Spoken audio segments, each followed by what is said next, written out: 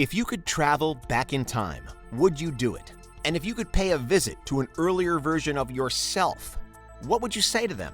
Perhaps you'd try to make right your own mistakes. Or you'd try to change one thing in history and thereby save the world. But what repercussions could you face for indulging in your sci-fi desire for a time-turning try again? This is Unveiled, and today we're answering the extraordinary question, what if you could meet your younger self? Are you a fiend for facts? Are you constantly curious? Then why not subscribe to Unveiled for more clips like this one and ring the bell for more fascinating content? Imagining that we do develop a means of time travel sometime in the future, much about today's question depends on which model of the universe turns out to be true. In some instances, meeting your younger self could be impossible from the outset. Determinism is an idea in philosophy that doesn't initially have anything to do with time travel, but can prove integral to understanding what options we'd have if we were to travel to the past. Essentially, determinism means that everything has already been decided. You're not free to do anything other than the thing you actually do, which means you can never change the past. It also means that unless you in the past have already encountered your future self, you're never going to encounter your past self in the future. It's just not possible. Except, of course, if you did already run into your future self but were unaware of it for one reason or another. That scenario is still possible. In just this one example, then, we can begin to see the tricky temporal problems that face us. But there are many credible scientists hard at work trying to develop time travel concepts that do stand up to scrutiny. And even Stephen Hawking didn't write it off completely, once famously throwing a party for time travelers but only announcing it after it had happened. Nobody showed up to Hawking's get-together. But many argue that this still doesn't prove that time travel doesn't exist. You couldn't, after all, blame a time traveler for wanting to fly under the radar.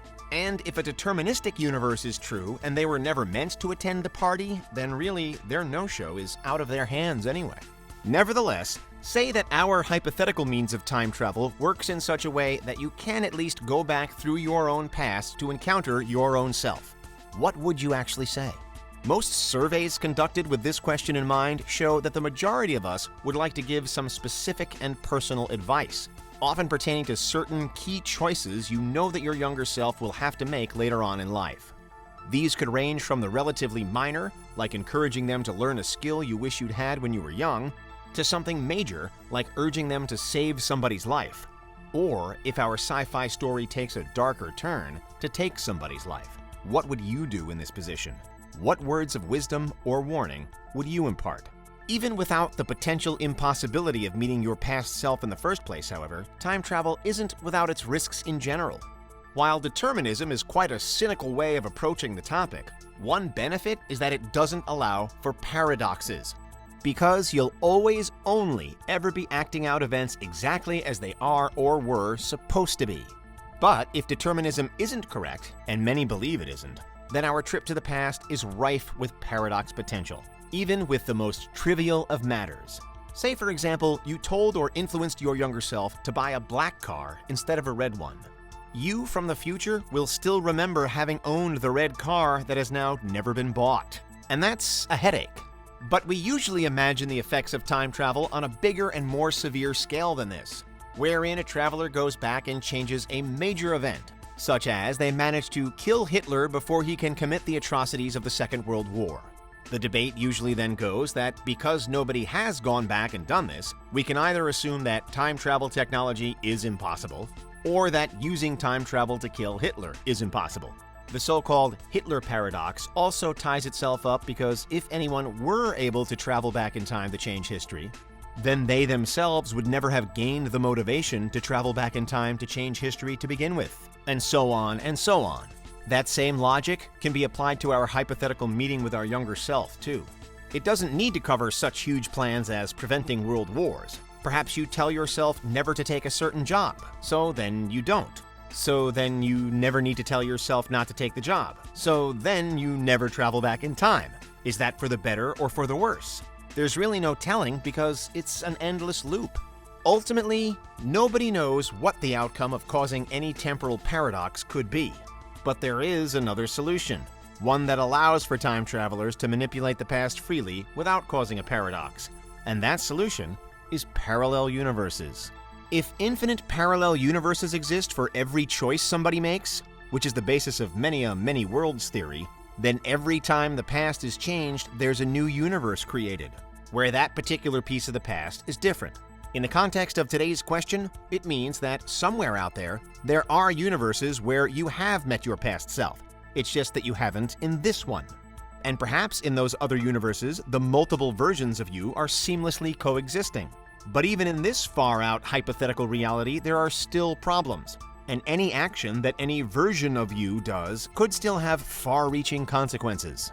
You might, for example, meet and tell your younger self to save somebody's life, only for that person to go on and do something terrible in a separate universe that isn't the one you originally traveled back from. Even tiny changes that you inspire in your past could theoretically cause anything to happen. Whether that's you failing an exam in one universe because you walked on the wrong side of the street, or it's you accelerating a societal collapse in another because you chose strawberry ice cream over vanilla. On the other hand, you could provoke positive changes in alternate universes too. The point is that in a reality where all outcomes are possible across a myriad of parallel worlds, nothing is too unlikely. And meeting your younger self sets up endless potential outcomes, especially as there's no telling how you'd be able to get back to your home universe once you'd caused your own timeline to split off into two at an earlier date. To those who knew you before, you could be lost forever. Unfortunately, or perhaps fortunately, depending on the way you see it, it's not likely that any of this will ever be of major concern to most people. Even in an alternate world where time travel is possible, it's likely to be heavily guarded and regulated, much like space travel or nuclear weapons are today, presided over only by governments and organizations with a lot of money, and only ever used by specialist time travelers, specially trained to avoid all paradoxes. The first rule that they'd be following could even be, never meet your younger self. Because another question at the heart of today's thought experiment is, do you have the right? Is it even up to you to decide what's better or not for the people in your life? What we can see is that any attempt to go back and change your own timeline wouldn't just affect you, but also everybody else you come into contact with from that point forward. Sometimes in a small way and sometimes in a profound way. This is another time travel phenomenon known as the butterfly effect, and it's one of the most popular arguments against ever meddling in past events. No matter how tempting it might be, even if it were possible to meet a younger you, it probably wouldn't be a good idea. If all goes well, you might be able to avert wars and atrocities, or just improve your own material conditions. But any attempt to communicate with yourself in the past would also be fraught with risk, danger, and world-ruining potential. So maybe you shouldn't be quite so quick to look yourself up, because that's what would happen if you met your younger self. What do you think? Is there anything we missed? Let us know in the comments, check out these other clips from Unveiled, and make sure you subscribe and ring the bell for our latest content.